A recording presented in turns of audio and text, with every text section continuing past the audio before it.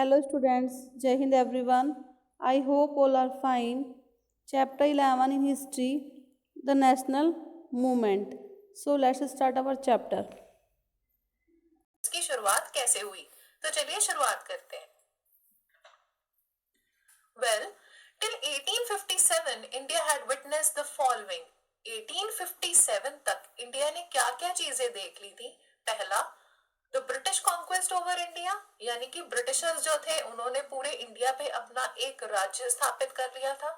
दूसरा, उन्होंने देखा था कि बहुत ज्यादा हैवी टैक्सेस लग गए थे हम पे और नए कानून भी बन गए थे। थर्ड चीज जो उन्होंने नोटिस की थी वो थी hardships for tribals and pageants. जितने भी ट्राइबल ग्रुप्स थे, क्योंकि उन्हें फॉरेस्ट एरिया से बाहर कर दिया गया था, वो फॉरेस्ट प्रोडक्ट नहीं यूज कर सकते थे, ऐसे हार्डशिप्स उनको बियर करने पड़ रहे थे। और साथ ही जो पेजेंट्स थे उनके ऊपर बहुत ज्यादा हैवी टैक्सेस लगा दिए गए थे और यहाँ तक कि उनकी लैंड्स के ऊपर से ओनरशिप भी खत्म कर दी गई थी। तो ऐसी चीजें देखी गई थी। फोर्थ, हमने क्या नोटिस किया था कि जो इंडियन इंडस्ट्रीज थी वो डिक्लाइन हो गई थी, क्योंकि ब्रिटिशर्स सिर्फ अपने बनाए हुए प्रोडक्ट्स को ही ज्यादा बेचना चाहते थे, ज्यादा प्रॉफिट कमाना चाहते थे उनके द्वारा। इसलिए उन्होंने इस तरह की पॉलिसीज का इस्तेमाल किया जिसकी वजह से जो इंडियन इंडस्ट्रीज थी वो डिक्लाइन हो गई थी। तो ऐसे टाइम में क्या हुआ? This led to the emergence of a question. एक क्वेश्चन जो था लोगों के दिमाग में आया, वो ये था कि आखिर इंडिया जो है वो किसके लिए है? India is for whom and to whom do it resources and wealth belong.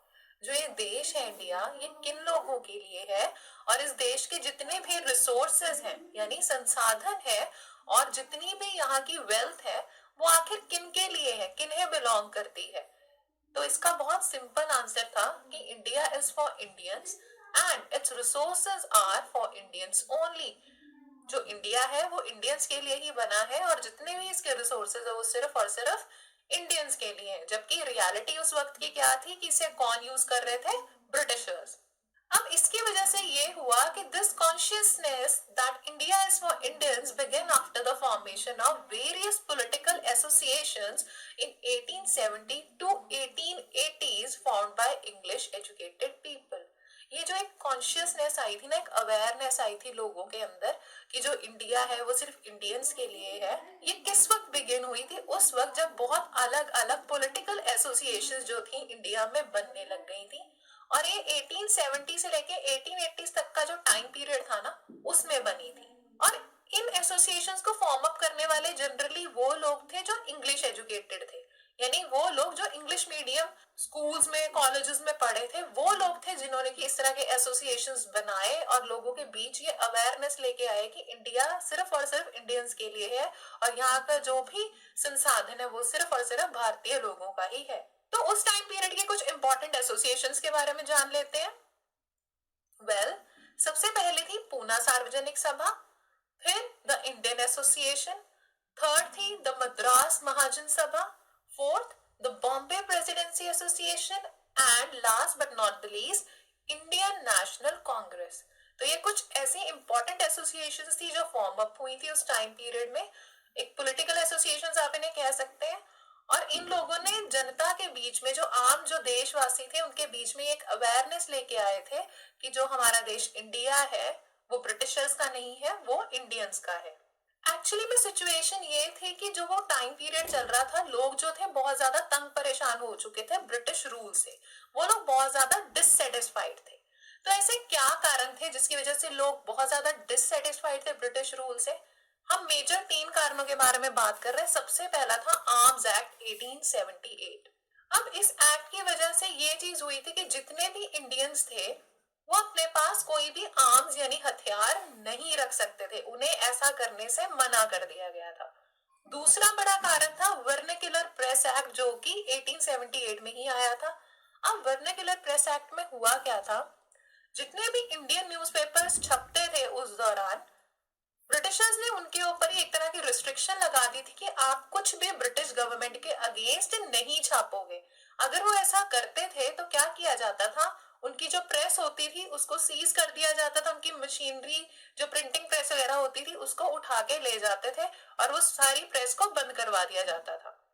तो लोग ये कहते थे कि प्रेस जो है वो एक हक होता है, फ्रीडम होती है फॉर स्पीच एंड एक्सप्रेशन का, तो आप एक ऐसा बेसिक जो हमारा राइट है वो हमसे छीन नहीं सकते। थर्ड सबसे बड़ा कारण था इल्बर्ट बिल, जो कि 1884 में आया था। अब ये जो इल्बर्ट बिल था ना, इसमें बेसिकली ये चीज थी कि अगर कोई इंडियन जज है तो वो किसी भी यूरोपियन या ब्रिटिशर का जो केस है उसका ट्रायल कर सकता था, यानी उन्हें जज कर सकता था। तो बेसिकली ये एक ऐसी चीज आई थी जिसमें कि ये चीज अलाउ की गई थी पुराने टाइम में, पहले ये अलाउड नहीं था। अगर कोई यूरोपियन या फिर कोई ब्रिटिशर अगर कोई क्राइम करता था, किसी तरह का गुनाह करता था, कोई भी इंडियन जज उसके केस को हैंडल नहीं कर सकता था। तो इल्बर्ट बिल ने ये चीज की अलाउंस दी थी। लेकिन जितने भी यूरोपियंस और ब्रिटिशर्स थे, क्योंकि उनका ये कहना था कि दे आर वाइट्स, तो वो अपने आप को थोड़ा बेटर समझते थे, एक तरह से डिस्क्रिमिनेशन करते थे ना इंडियंस के साथ, तो उन्होंने इस चीज से मना कर दिया और कहा कि ये गलत है, हम नहीं चाहते कि कोई इंडियन जज जो है वो हमारे केसेस को हैंडल करे। तो ये बिल ना बाद में वापस ले लिया गया था। तो इंडियंस के मन में इस चीज को लेके भी बड़ा एक गुस्सा था कि आप जो है वो क्या कर रहे हैं, एक तरह से डिस्क्रिमिनेशन कर रहे हैं। तो एक हम ये कह सकते हैं, जो एक कंट्रोवर्सी अराइज हुई थी ना इल्बर्ट बिल की वजह से, it led to the formation of Indian National Congress. यानी जो इंडियन नेशनल कांग्रेस जो है वो किस वजह से बनी थी, क्योंकि एक ये जो कंट्रोवर्सी अराइज हो गई थी इल्बर्ट बिल की वजह से। इंडियंस ने ये फील किया कि ये बहुत बड़ा डिस्क्रिमिनेशन है, जब एक यूरोपियन या एक ब्रिटिशर जो जज है वो इंडियंस के केस को हैंडल कर सकता है, जज कर सकता है, तो एक इंडियन जज जो कि केपेबल है ऐसा करने का, आप उसे इस वजह से कैसे मना कर सकते हैं कि वो यूरोपियन या ब्रिटिशर नहीं है। खैर, जब ये इंडियन नेशनल कांग्रेस बनी तो कैसे हुई थी कि 72 delegates met in Bombay in 1885 and formed INC. तो आप ये एक ग्रुप फोटोग्राफ देख रहे हैं जिसमें बहुत सारे लोग हैं। अब 72 डेलीगेट्स, यानी आप समझ सकते हैं अलग अलग लोग थे जो कहाँ पे आए, बॉम्बे में इकट्ठे हुए, और 1885 में इन्होंने एक अपना एसोसिएशन फॉर्म अप किया जिसका नाम रखा गया इंडियन नेशनल कांग्रेस। तो जब ये फॉर्म अप हुआ है कि नया एसोसिएशन, इसके कुछ नए लीडर्स भी बने थे, तो उन लीडर्स के बारे में जान लेते हैं। वेल, जो अर्ली लीडर्स हैं आईएनसी के, उनकी अगर बात करें, were mostly from Bombay and Kolkata. ज्यादातर लोग बॉम्बे या कोलकाता के थे। जैसे कि सबसे पहले दादा भाई नारोजी, तो जिन्हें आप यहाँ इमेज में देख रहे हैं ये है दादा भाई नारोजी। उनके अलावा फिरोज शाह मेहता, बदरुद्दीन तायब जी, आरसी दत्त और सुरेंद्रनाथ बैनर्जी, ये कुछ ऐसे अर्ली लीडर्स हैं जिन्होंने कि क्या किया था, आईएनसी का हिस्सा बने थे। और ये ज्यादातर लोग कहाँ से थे, बॉम्बे या कोलकाता से। अब अगर आगे बढ़े तो हमें पता होना चाहिए कि नारोजी जो कि कौन थे, एक बिजनेसमैन थे, सेटल्ड इन लंदन, और क्या थे, लीडर रहे हैं, एक बहुत मेजर हिस्सा रहे आईएनसी का। उनके अलावा एओ ह्यूम, जिन्हें कि आप यहाँ इमेज में देख रहे हैं, also played a crucial role in bringing Indians together. तो एओ ह्यूम जो थे, जो कि एक नॉन इंडियन पर्सन थे, इन्होंने क्या किया था, एक बहुत इंपॉर्टेंट रोल प्ले किया था, सो दैट जो इंडियंस हैं वो एकजुट हो, समझे इस बात को कि उनके लिए कितना जरूरी है कि जो इंडिया है उसको अपने कंट्रोल के अंडर ले, सो दैट जो भी उन्हें परेशानियां झेलनी पड़ी हैं उनका अंत हो। अब जब ये एसोसिएशन फॉर्म अप हुई कांग्रेस की, जैसे कि 72 डेलीगेट्स ने फॉर्म अप किया था बॉम्बे में जाके, तो इसके बारे में अगर हम बात करें तो शुरुआत में ये किस तरह का एक एसोसिएशन था। Well, Congress was moderate and initially इन्होंने किस तरह की डिमांड की थी, पहली, participation of Indians in government and administration. यानी कांग्रेस जो थी एक बड़ा मॉडरेट सा एसोसिएशन था, ऐसा नहीं कि जो बहुत जाके वहां पे लड़ाई झगड़ा कर रहे थे या कुछ, ये लोग बातचीत से अपना मैटर हल करना पसंद करते थे। तो सबसे पहले इन्होंने डिमांड ये की कि इंडियंस जो है उन्हें आप गवर्नमेंट और एडमिनिस्ट्रेशन में पार्टिसिपेट करने दें। दूसरी इन्होंने बात की कि लेजिस्लेटिव काउंसिल जो है उनको आप मोर रिप्रेजेंटेटिव एंड पावरफुल बनाइए, यानी लेजिस्लेटिव काउंसिल्स में भी आप जो है उसमें भी आप कह सकते हैं पारदर्शिता लेके आइए, उन्हें थोड़ा बेटर बनाइए। इसके अलावा इनकी कुछ और डिमांड्स भी रही, जैसे कि it demanded high positions for Indians in government. Government में सबसे पहले सिस्टम ये चल रहा था कि जो ब्रिटिशर्स थे, जितने भी हाई रैंक के जो पोस्ट होते थे उसमें सिर्फ और सिर्फ ब्रिटिशर्स को अपॉइंट किया जाता था, इंडियंस को अपॉइंट नहीं किया जाता था। तो कांग्रेस ने क्या बात बोली कि जो हाई पोजीशंस है उसमें इंडियंस को भी रखा जाए। दूसरी बड़ी बात उन्होंने ये कही कि they demanded for civil services exam to be held in India also. जब एडमिनिस्ट्रेटिव ऑफिसर्स चुने जाते हैं जिन्हें कि आप आईएएस ऑफिसर कहते हैं, तो उसके लिए क्या होता है, सिविल सर्विसेज एग्जाम होता है। शुरुआत में ये सिविल सर्विसेज एग्जाम कहाँ पे होता था, सिर्फ लंदन में। दिस मीन्स व्हाट कि वो लोग जो लंदन में रह रहे हैं या इंग्लैंड में रह रहे हैं वो ही इस एग्जाम में अपीयर हो सकते थे और आईएएस ऑफिसर की पोस्ट को हासिल कर सकते थे।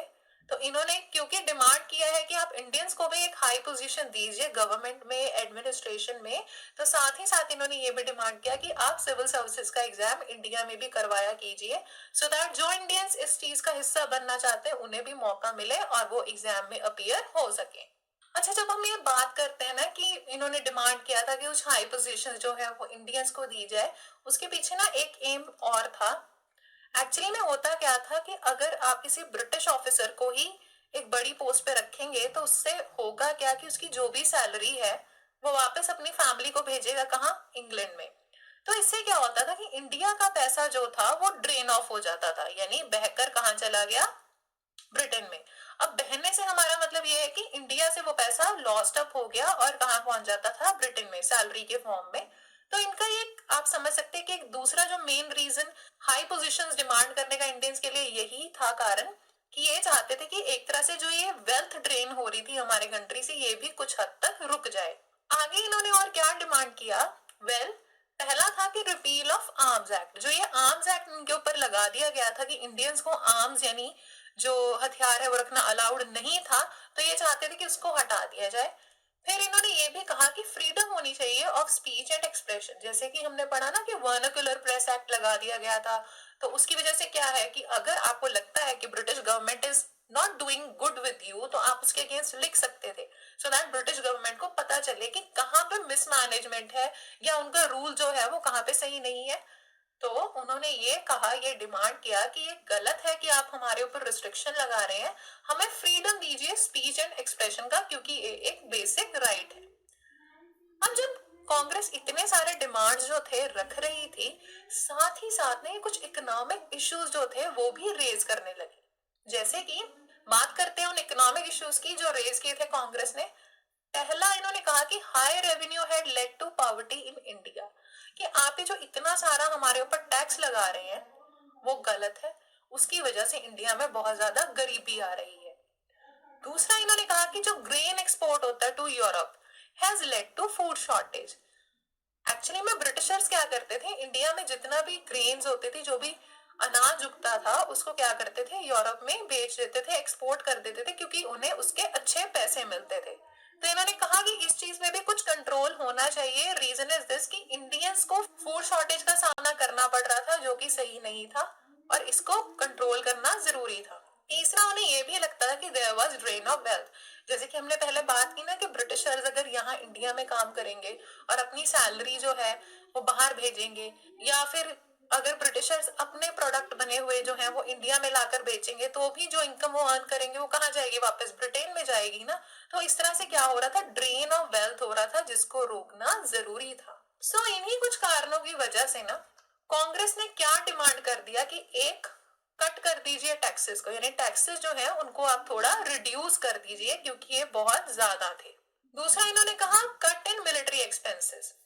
एक्चुअली ब्रिटिशर्स ने क्या किया था, because they were participating in world war, तो जितने भी इनके मिलिट्री एक्सपेंसेस थे ये इंडिया से ही उसको आप कह सकते हैं बेयर ऑफ करने का सोच रहे थे। उसी की वजह से इन्होंने इंडिया के लोगों पे इतने टैक्सेस लगा दिए कि ताकि हमें इतनी इनकम हो जाए कि जो हमारा मिलिट्री का खर्चा है हम उसे अच्छे से फेस कर पाए। तो कांग्रेस ने क्या बोला, मेनली कि आप टैक्सेस कम कीजिए और मिलिट्री के जो एक्सपेंसेस हैं उसे कम कीजिए। फिर इन्होंने ये भी कहा कि इरिगेशन के लिए गवर्नमेंट को फंड्स प्रोवाइड करना चाहिए। इरिगेशन मतलब जो फसलों को पानी दिया जाता है, जो इरिगेशन होता है उसके लिए गवर्नमेंट को फंड्स प्रोवाइड करने चाहिए, सो दैट अगर इरिगेशन फैसिलिटी अच्छी होगी तो फूड ग्रोथ भी अच्छी होगी, फूड शॉर्टेज भी नहीं होगी और थोड़ा बेटरमेंट हो पाएगी लोगों की। It also pass salt resolution.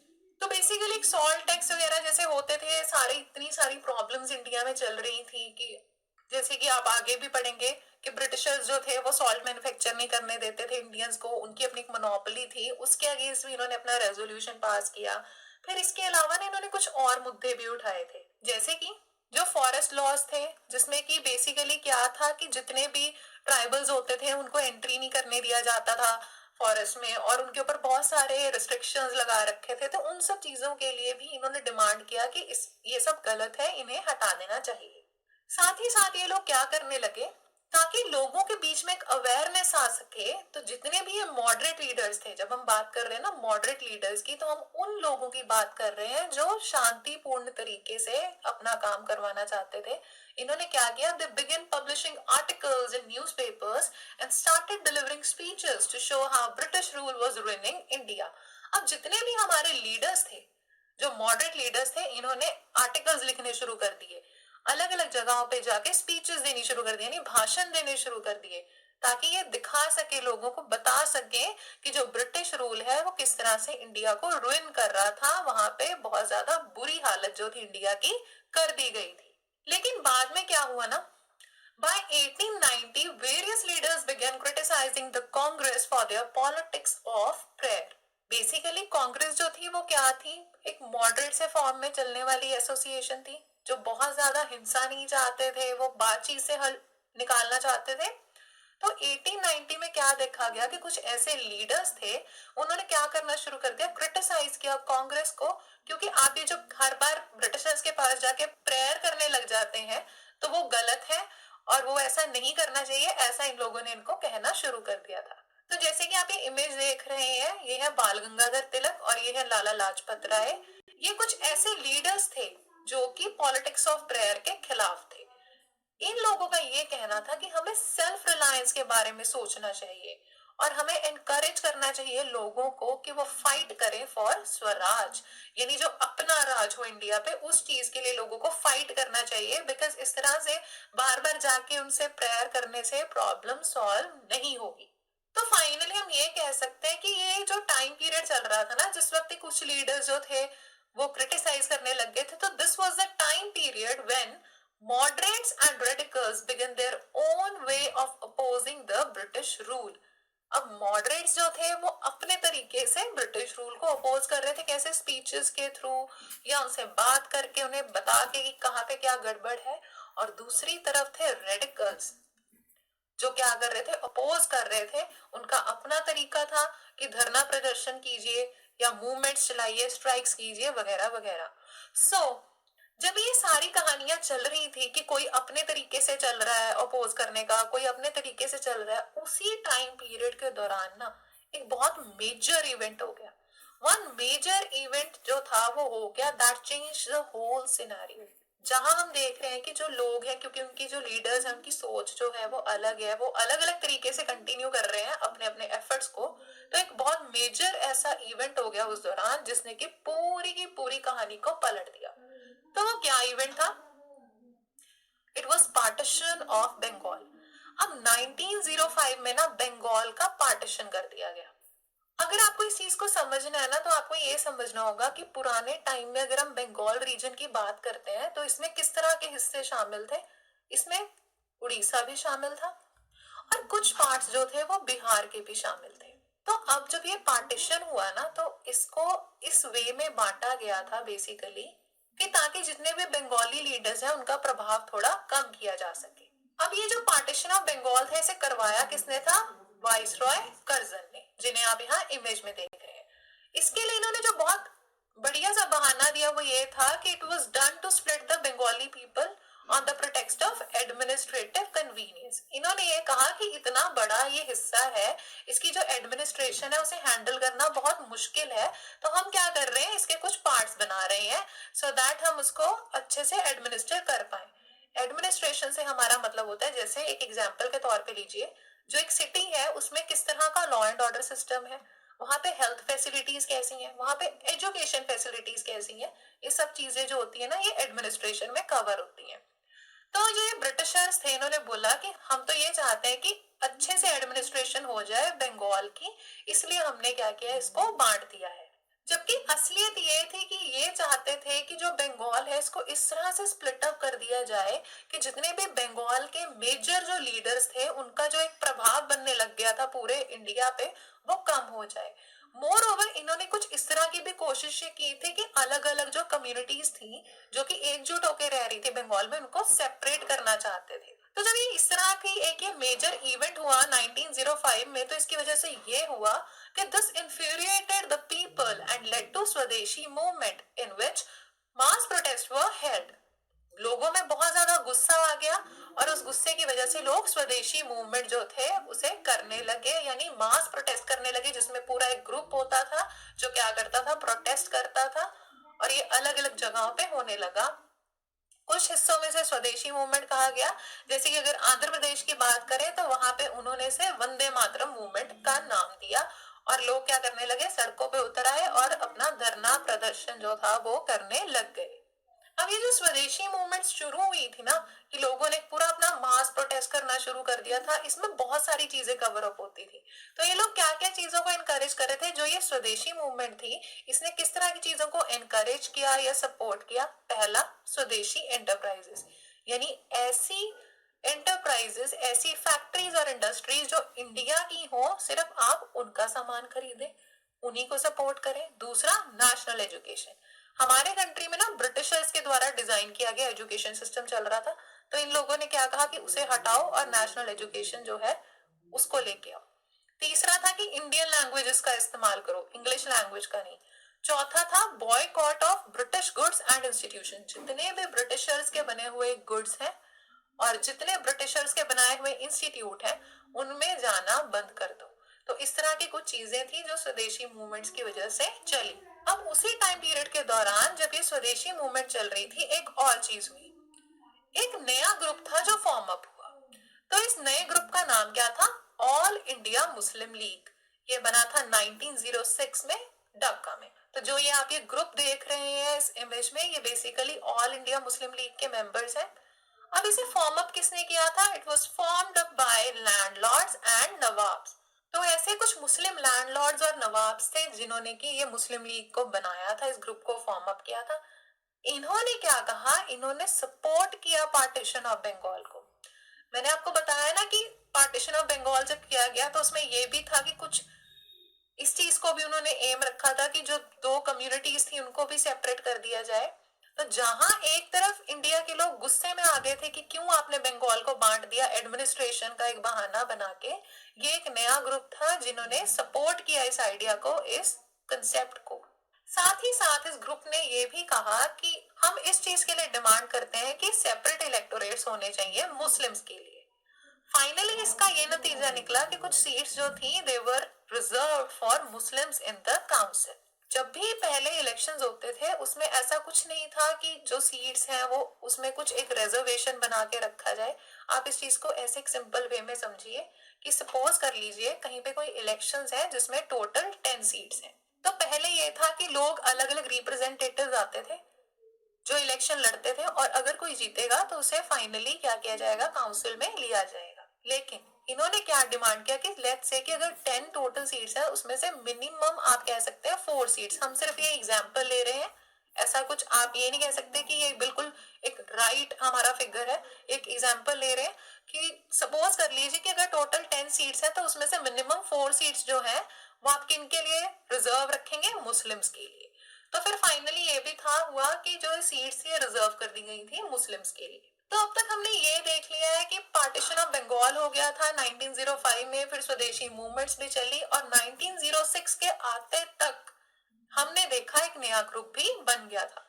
लेकिन इसके बाद आगे क्या हुआ, well Congress split in 1907 into moderates and radicals. अब 1907 में जाके कांग्रेस में कुछ ऐसे मतभेद आ गए जिसकी वजह से ये दो ग्रुप्स में बट गया। पहले ये जरूर था कि जो मॉडरेट्स थे और जो रेडिकल्स थे अपने अपने तरीके से अपनी अपनी मूवमेंट्स चला रहे थे, लेकिन बाहरी तौर पे आप ये नहीं कह सकते थे कि हाँ ये पूरी तरह बट चुके हैं। लेकिन 1907 में ये सच में स्प्लिट अप हो गए, बट गए और दो तरह के ग्रुप्स बन गए, एक मॉडरेट और एक रेडिकल। लेकिन लेटर ऑन क्या हुआ, जब ये चीजें देखी गई कि ये बहुत जरूरी हो चुका है कि हमें एकजुट होना पड़ेगा, तो 1915 में कांग्रेस दोबारा से यूनाइट अप हो गई थी, इट रीयूनाइटेड इन 1950। और इसके बाद आगे चल के ये भी हुआ नेक्स्ट ईयर 1916 में कि it joint hands with Muslim league in Lucknow and begin working for a representative government in India. तो अब आप इस टाइमलाइन को समझिए। 1907 में क्या हुआ, कांग्रेस दो ग्रुप्स में बटी, लेकिन बाद में 1915 में कांग्रेस जो है दोबारा से रीयूनाइट होगी। जो ये दो ग्रुप्स बने थे ये अब दो ग्रुप्स नहीं रहे, दोबारा से एक ग्रुप बन गया और वो क्या है, कांग्रेस। अब क्योंकि ये जरूरी है कि हमें अपने देश को आजाद करवाना है, अपने देश बेटरमेंट के लिए फाइट करना है, तो 1916 में इन्होंने क्या कर दिया, मुस्लिम लीग को भी अपने साथ मिला लिया, उसके साथ ये ज्वाइन अप करके, कब लखनऊ सेशन हुआ था कांग्रेस का उसमें, और इन लोगों ने क्या करना शुरू कर दिया, अब सारे ग्रुप ने मिलके they started working for a representative government in India। अब जैसा कि हम क्या देख रहे हैं कि अलग अलग सोच वाले लोग जो हैं, अलग अलग लीडर जो हैं, सब इकट्ठा होते जा रहे हैं, नए नए ग्रुप्स जो हैं वो इकट्ठा होते जा रहे हैं, तो क्या हुआ कि as various groups were coming together this turned into a mass movement against the Britishers। अब अलग अलग ग्रुप्स क्योंकि इकट्ठे हो रहे थे तो ये एक मास मूवमेंट बन गया ब्रिटिशर्स के खिलाफ। इसमें किस तरह के लोग शामिल हो गए, पेजेंट्स भी आ गए, ट्राइब्स भी आ गई, स्टूडेंट्स भी आ गए, और कांग्रेस जो थी उसने भी इसको ज्वाइन अप कर लिया 1920 में, और ये बहुत मेजर मास मूवमेंट बन गया। अब बहुत सारे ग्रुप्स, जहां पहले होता था पेजेंट लड़ रहे थे टैक्सेस कम कर दीजिए, ट्राइब्स वाले लड़ रहे थे कि फॉरेस्ट लॉज हटा दीजिए, स्टूडेंट्स जो थे उनके अपने मुद्दे थे कि हम क्या करेंगे, स्वदेशी मूवमेंट का साथ देंगे, इंडियन इंस्टीट्यूट्स में पढ़ेंगे। तो इस तरह के जितने भी तमाम इनके इश्यूज थे वो सब इन्होंने इकट्ठे कर लिए, ये सारे ग्रुप इकट्ठे हो गए और इन्होंने मास मूवमेंट छेड़ दी ब्रिटिशर्स के खिलाफ। अब यहाँ पे हमारा जो क्वेश्चन आता है कि ये ठीक है कुछ इश्यूज थे, लेकिन मेजर ऐसे क्या और रीजंस हो सकते हैं जो लोगों को, इन ग्रुप्स को मास मूवमेंट छेड़ना पड़ा, तो उन रीजंस को भी समझते हैं।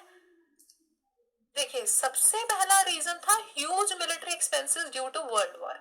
हमने पहले भी डिस्कस किया है कि जो ब्रिटिशर्स थे ये क्या कर रहे थे, ब्रिटेन वर्ल्ड वॉर में पार्टिसिपेट कर रहा था, जहां पे इनको बहुत सारे एक्सपेंसेस बियर करने पड़ रहे थे, आर्म्स एमिनेशन पे और जो आर्मी पर्सन है उनकी सैलरीज पे। तो उस चक्कर में ना बहुत ज्यादा मिलिट्री एक्सपेंस इन्होंने बढ़ा दिया था, और उसी एक्सपेंसेस की वजह से बहुत ज्यादा राइज इन टैक्सेस भी हो गया था इंडिया में।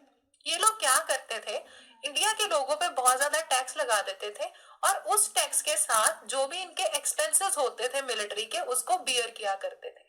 तो ये कारण था जिसकी वजह से मास नेशनलिज्म शुरू हुआ। साथ ही साथ और क्या कारण था, rise in prices of goods. अब देखिए ना सिर्फ ये हम इंडियंस के ऊपर बहुत ज्यादा टैक्स लगा रहे थे, बल्कि जो सामान इंडिया में बिकता था उसके भी प्राइसेस इन्होंने बहुत ज्यादा इंक्रीज कर दिए थे, क्योंकि अब ब्रिटिशर्स का मेन एम ये था कि जितनी हो सके इनकम अर्न कर लो इंडिया से, क्योंकि वो इनकी एक कॉलोनी थी, और इस पैसे का इस्तेमाल करो वर्ल्ड वॉर जीतने के लिए, सो दैट इन्हें और ज्यादा लैंड मिल सके जहां पे अपना राज्य स्थापित कर पाए और उसके रिसोर्सेस को इस्तेमाल कर पाए। और एक बड़ा कारण ये भी था कि ये फोर्स रिक्रूटमेंट करने लग गए थे आर्मी में, जबरदस्ती लोगों को आर्मी में डालने लगे थे, चाहे वो उस आर्मी का हिस्सा बनना चाहते हैं या नहीं, क्योंकि आपको पता है जब युद्ध होता है ना सिर्फ आपको हथियार चाहिए बल्कि आपको सिपाही भी चाहिए, आर्मी चाहिए पूरी, सो दैट आप उस युद्ध में पार्टिसिपेट कर सके। तो जबरदस्ती लोगों को रिक्रूट करने लगे आर्मी में। अब हालांकि ये एक ऐसा टाइम पीरियड था जिसमें हम कह सकते हैं कि Indian businessman earn profits during this time, but overall it was a burdening time period. जब हमने ये लाइन बोली है ना कि इंडियन बिजनेसमैन जो थे उन्होंने प्रॉफिट अर्न किया था, उसकी वजह ये थी कि जब ब्रिटिशर्स जो थे ये लोग पार्टिसिपेट कर रहे थे वर्ल्ड वॉर में, तो इन्होंने क्या किया था, अपनी प्रोडक्शन जो लाइन थी वो पूरी शिफ्ट कर दी थी। ये लोग जो बाकी चीजें प्रोड्यूस करते थे ना, आप अगर एक एग्जांपल के तौर पे देखिए, हमारे इंडिया की बात करते हैं अगर, तो यहाँ पे किस तरह की चीजें प्रोड्यूस होती हैं, यहाँ पे क्लोथ्स भी बन रहे हैं, स्टील का सामान भी बन रहा है, बाकी मशीनरीज भी बनती हैं, अब बुक्स भी बन रही हैं। मतलब मेरा कहने का क्या मतलब है यहाँ पे कि अलग अलग तरह की चीजें जो हैं वो प्रोड्यूस कर रहे हैं, राइट, इंडिया में। लेकिन जब ब्रिटेन वर्ल्ड वॉर में शामिल हो गया था तो ये सिर्फ और सिर्फ आर्म्स और एमिनिशन जो था उसे प्रोड्यूस कर रहा था, यानी हथियार प्रोड्यूस कर रहा था, जंग में इस्तेमाल होने वाला जो सामान था खाली उसी को प्रोड्यूस कर रहा था। तो ऐसे टाइम में जितनी भी बाकी चीजें थी, चाहे वो रेलवे से रिलेटेड सामान है या कपड़ा है या टेक्सटाइल का लगा लीजिए सामान, स्टील का लगा लीजिए सामान, या और भी जितनी भी तरह की प्रोडक्शन थी, उसके लिए ये डिपेंड हो गए थे इंडियन बिजनेसमैन पे।